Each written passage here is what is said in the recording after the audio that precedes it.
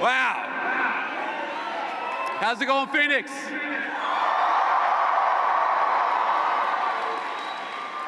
It's so good to be here with you all on this amazing day to close out an amazing AmFest 2025.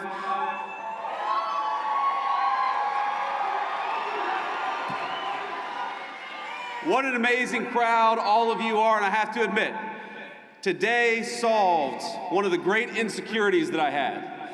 Because as I've watched Nicki Minaj come out and declare her support for the truth, for courage, and for wisdom, I've had this little nagging voice in the back of my head wondering whether she thinks I look like the J.D. Vance meme. And it turns out, and I confirmed when she walked down the steps, Nicki Minaj actually knows what I really look like, and that is the best tribute that I could possibly imagine.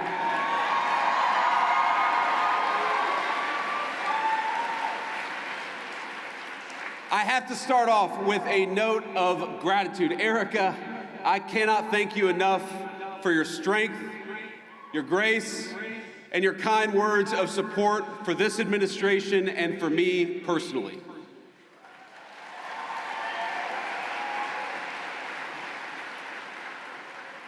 You lead an incredible movement at Turning Point, and I will fight alongside you and President Trump and every patriot in this room to defend the country that we so dearly love.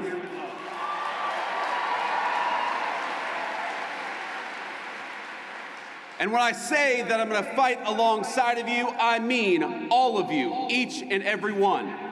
President Trump did not build the greatest coalition in politics by running his supporters through endless, self-defeating purity tests. He says, "Make America great again," because every American is invited.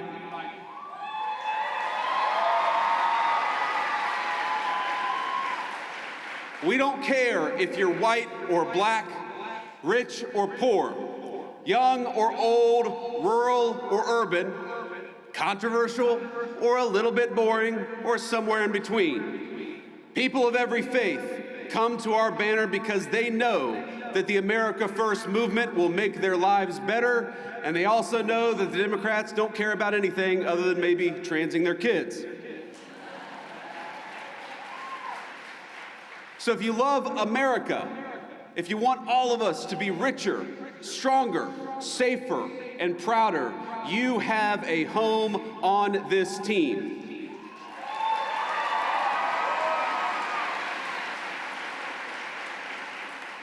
I didn't bring a list of conservatives to denounce or to deplatform, and I don't really care if some people out there, I'm sure we'll have the fake news media, denounce me after this speech. But let me just say, the best way to honor Charlie is that none of us here should be doing something after Charlie's death that he himself refused to do in life. He invited all of us here.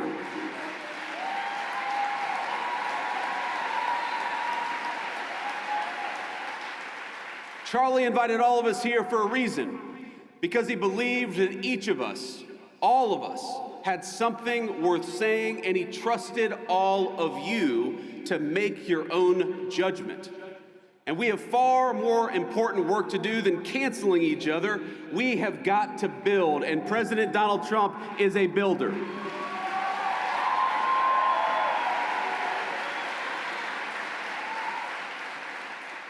We're building a better country right now, and you have a rightful place in the success of your nation and the success of this movement. And we build by adding, by growing, not by tearing down. Charlie Kirk was a great builder too. He understood that any family can have its disagreements, its tough conversations. We can learn and improve and treat one another better. We can love each other despite the disagreement. But winning demands teamwork. And I am honored to be on Turning Point's team. I'm honored to be on your team, and I will stay that way.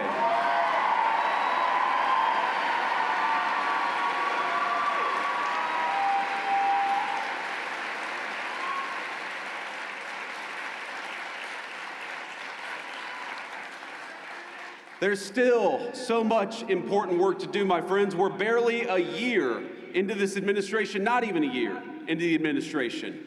But I'm so proud of the accomplishments of the president and the entire administration. In just a year, we ended Joe Biden and Kamala Harris's border crisis.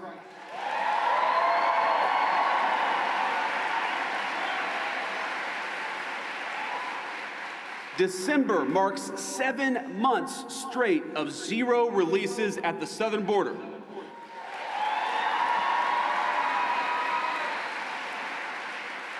More than 2.5 million illegal immigrants have left the United States, the first time in over 50 years that we have had negative net migration, and it's just the start. When you restore sanity at the border, it shows up everywhere else. Rent prices are dropping 4 months in a row, and more native-born Americans are working than ever before. Kamala Harris opened the border and destroyed the economy. The Trump administration gave you net negative migration and much more job creation.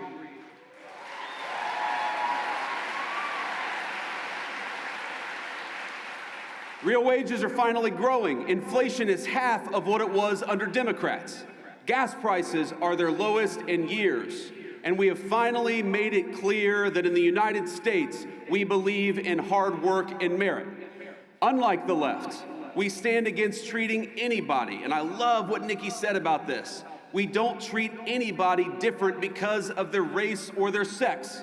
So we have relegated DEI to the dustbin of history, which is exactly where it belongs.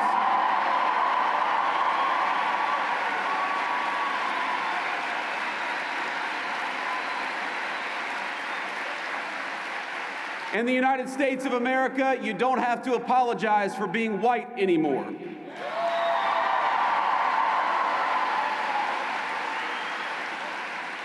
And if you're an Asian, you don't have to talk around your skin color when you're applying for college, because we judge people based on who they are, not on ethnicity and things they can't control.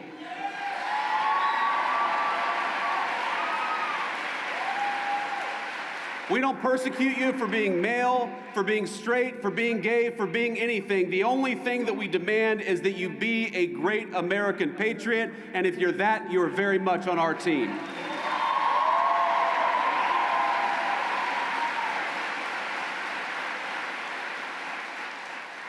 Just consider the contrast. Kamala Harris used the government to censor you.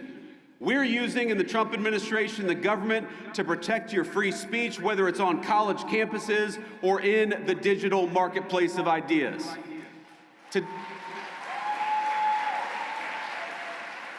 Today, our military is welcoming patriots instead of firing them for refusing to accept an unlawful vaccine mandate.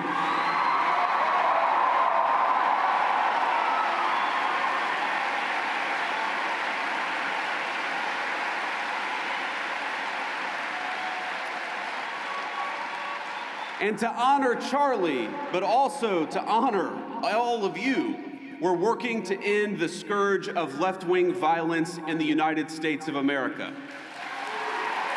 We're going after the far-left crime networks, but we're also going after the monsters that fund them. We don't just want to go after the Antifa member who threw a brick at an ICE agent. We want to know who bought the brick, and we're going to prosecute them too.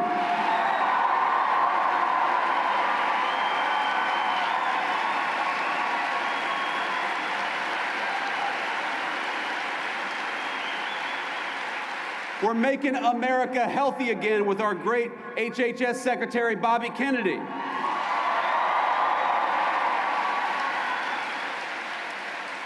We're bringing drug prices down and purging our food supply of the poison that had built up over a generation.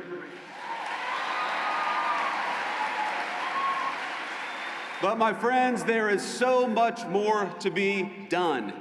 And the people saying we need to be doing more, we need to be doing it faster, trust me, I hear you.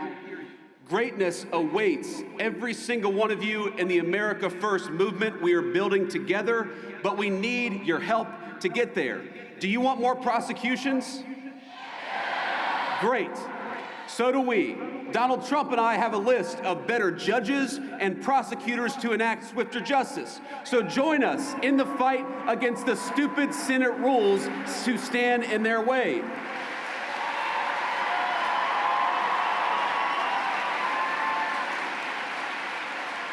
Do you want faster deportations? So go to ice.gov/join, because we're building an army of patriots and we need good people who care about the country to help us secure the border and do it even faster.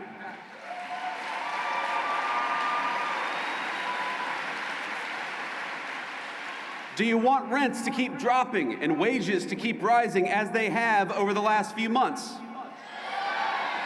Then mobilize with us. Don't hand power back to the people who tanked the economy in the first place. Join the America First movement, and you will always have a place on our great team.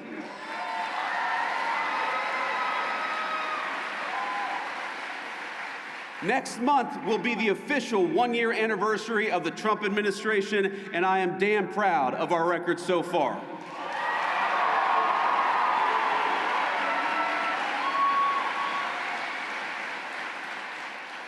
Now, the Democrats are already talking about 2028, and it looks like they're going to nominate a California liberal who's presided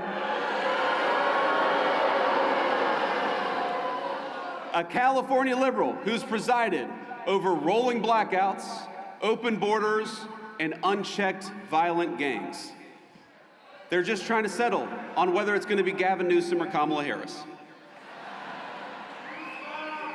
And in the meantime, what are the Democrats offering you in the meantime? I gotta say, ladies and gentlemen, they are not sending their best. Omar Fateh was Ilhan Omar's candidate for mayor of Mogadishu. Minneapolis. Little Freudian slip there. The candidate for Senate in Maine for the Democrats calls me a Nazi, which is rich coming from a guy who literally has a Nazi tattoo on his chest. And Jasmine Crockett, oh, Jasmine Crockett.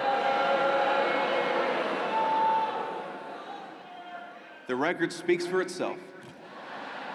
She wants to be a senator, though her street girl persona is about as real as her nails.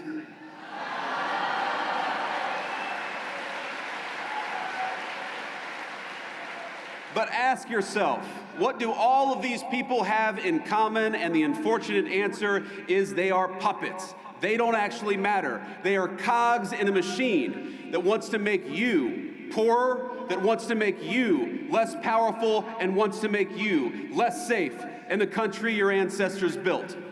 And while President Trump and I are doing everything we can to break that machine, the left is still there, my friends, and they are still very powerful. Don't delude yourselves. It's the activist groups who want to poison your kids with hormone replacement therapy and toxins in your water supply. It's the corporate boardrooms pushing diversity quotas while whining about the fact that Donald Trump won't let them ship American jobs overseas anymore, and boo-hoo to that. It's the rogue district judges who issued nationwide injunctions every time the president lifts a finger. It's the Soros DAs who cheered on as their cities burned. What unites them? They win when our country loses. They get rich when you get poorer. They hire the illegals that they bring in to take your jobs. They drink fine wine in the countries they ship your jobs to. They censor you because they'd rather destroy the Constitution than risk losing an argument.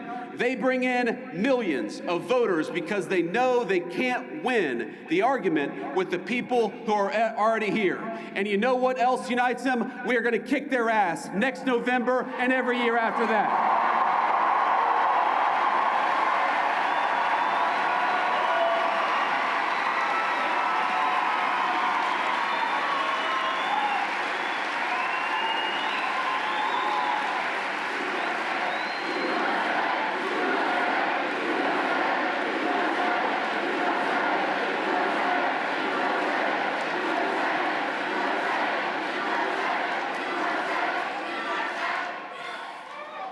Part of the American dream is the idea that we're all, every single one of us on the same team, we're all part of the same American family. If you want to destroy that, do what Democrats have done, not just for the last 5 years, but for the last 30 or 40. Make one race the enemy of another. Make one gender the enemy of the other. Make Americans suspect and despise each other instead of loving their shared country. When I think about some of the most impassioned debates happening in our country, the nature of citizenship, of what it means to be an American, it all speaks to an obvious truth. Americans are hungry for identity. We're hungry for belonging. We're hungry for a sense of our place in the world. And it's no surprise why. For many years, our fellow Americans have been dealing with a globalized economy that homogenized cultures and hollowed out our towns. Academics and activists pushing race and gender politics down everyone's throat 24/7. Big tech overlords using their internet platforms to censor stories that challenge the dominant far-left narrative in our country. More than any time I can recount, people are talking about American identity and figuring out what it is that unites us. But I want to say something here. The only thing that is truly served as an anchor of the United States of America is that we have been, and by the grace of God, we always will be, a Christian nation.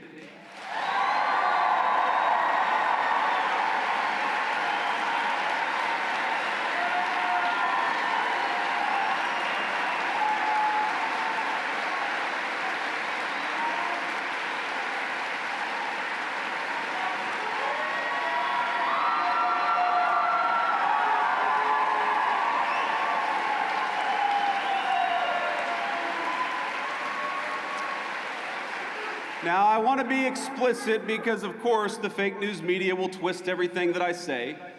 I'm not saying you feel about them the same way I do. I'm not saying you have to be a Christian to be an American. I'm saying something simpler and truer. Christianity is America's creed. The shared moral language from the Revolution to the Civil War and beyond. Across that history, our country's major debates have always centered on how we could best as a people please God. That creed, think about it. That creed motivated our understanding of natural law and rights, our sense of duty to one's neighbor, the conviction that the strong must protect the weak, and the belief in individual conscience. Even our famously American idea of religious liberty is a Christian concept. Because we're all creatures of God, we must respect each individual's pathway to that God. But over the last 50 years, there has been a singular focus, a war that has been waged on Christians and Christianity in the United States of America. And let me say, of all the wars that Donald Trump has ended, that is the one we're proudest of.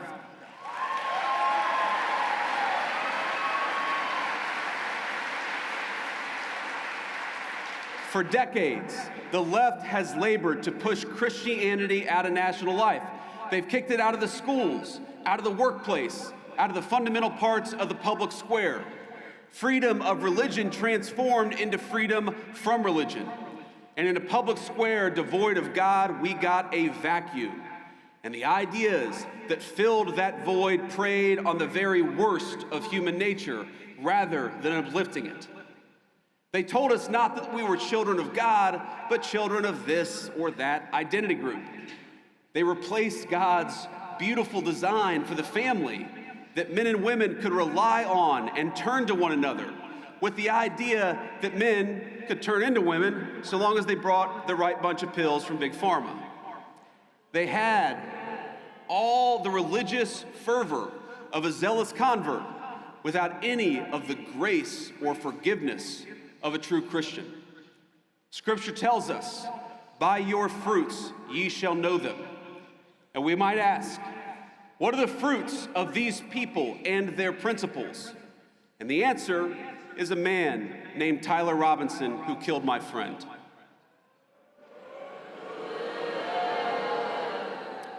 Think about it. He has everything that the far left want from our young men. He rejected the conservatism and the spirituality, the values of a small town family. He moved into a small apartment. He became addicted to porn. He became addicted to hate. And he ended up sleeping with somebody who doesn't know whether they're a man or a woman. That is the nightmare scenario, but that is the scenario that the left has actively advertised they want for American families. And the young men in the audience in particular. That is exactly why we have to fight them. Because the fruits of true Christianity are men like Charlie Kirk.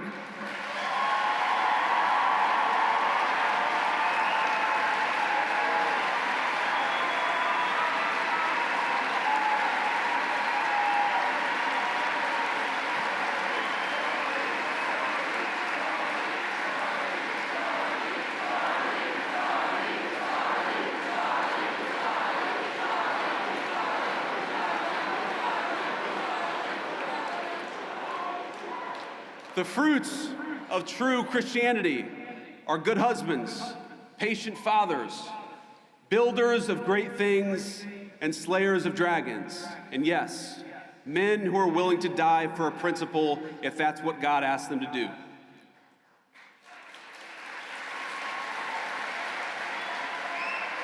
Because so many of us recognize that it is better to die a patriot than live a coward.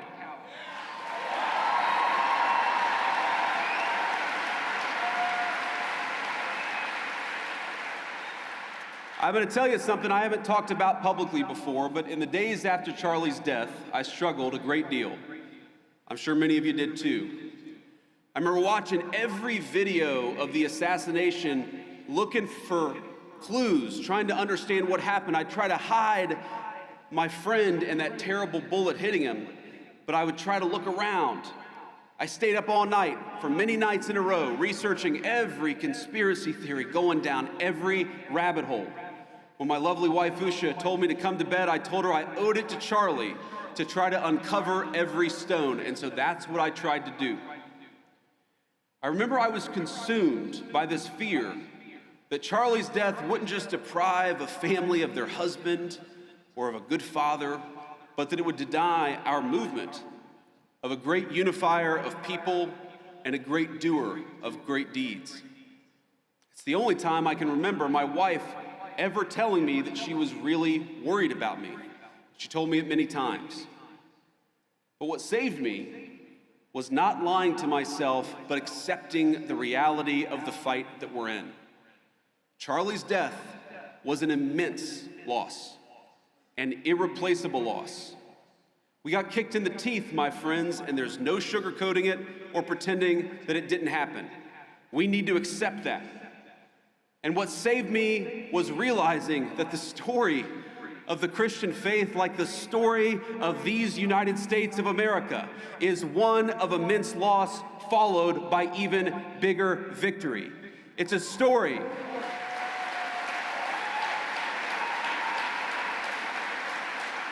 It's a story of very dark nights followed by very bright dawns.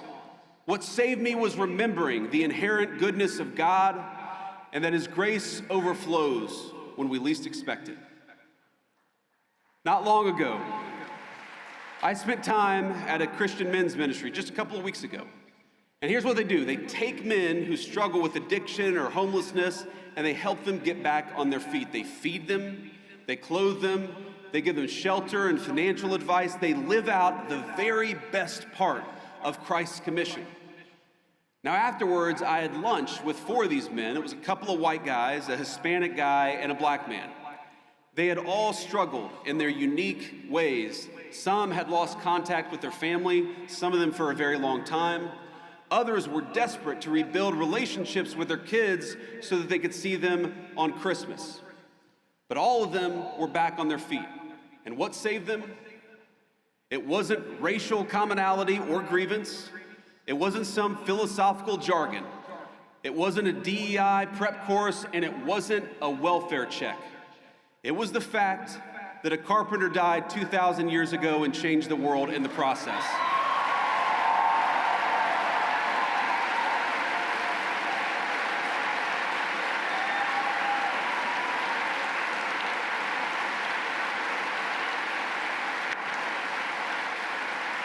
If you go to almost any food pantry in this country, you will find Christians feeding the poor. If you go to addicts whose families won't even speak to them, like my mom was at a certain point of her life, it's often the Christian ministries that stay with them at their very lowest moments.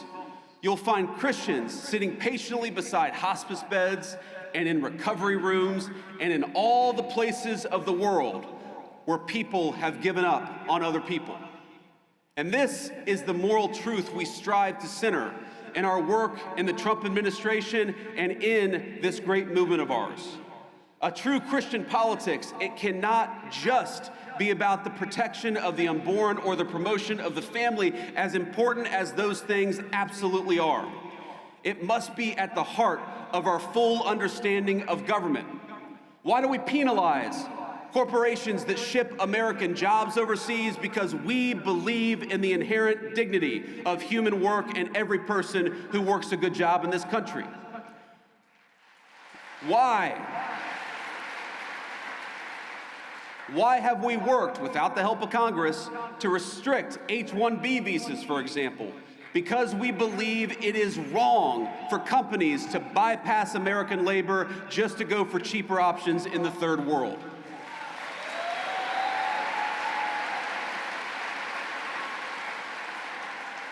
We help older Americans in retirement, including by ending taxes on Social Security, because we believe in honoring your father and mother rather than shipping all of their money off to Ukraine.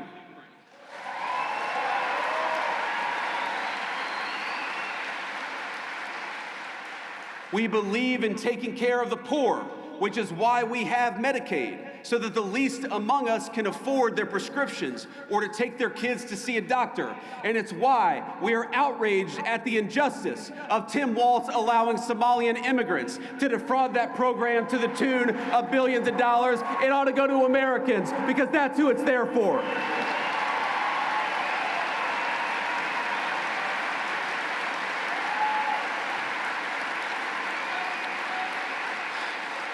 Now, I want to close, my friends, but I have heard you. I know that some of you are impatient at the pace of progress, and my response to that is good.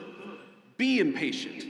Use that desire for justice for your country as fuel to get involved in this movement in a bigger and better and more powerful way. I know some of you are discouraged by the infighting over any number of issues. Don't be discouraged. Wouldn't you rather lead a movement of free thinkers who sometimes disagree than a bunch of drones who take their orders from George Soros?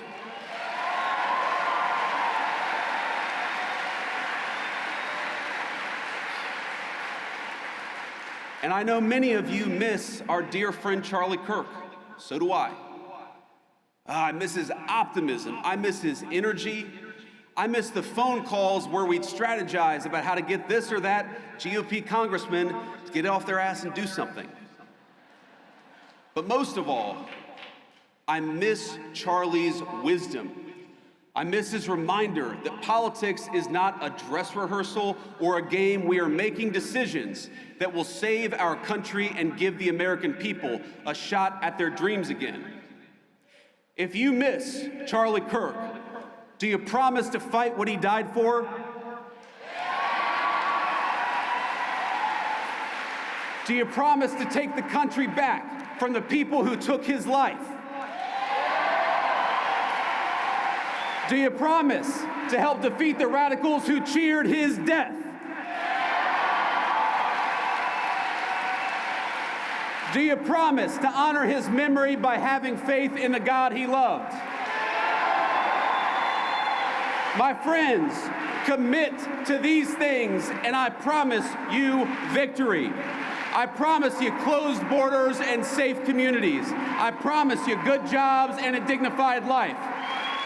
Only God can promise you salvation in heaven, but together we can fulfill the promise of the greatest nation in the history of the earth. Merry Christmas, my friends. Let's keep fighting.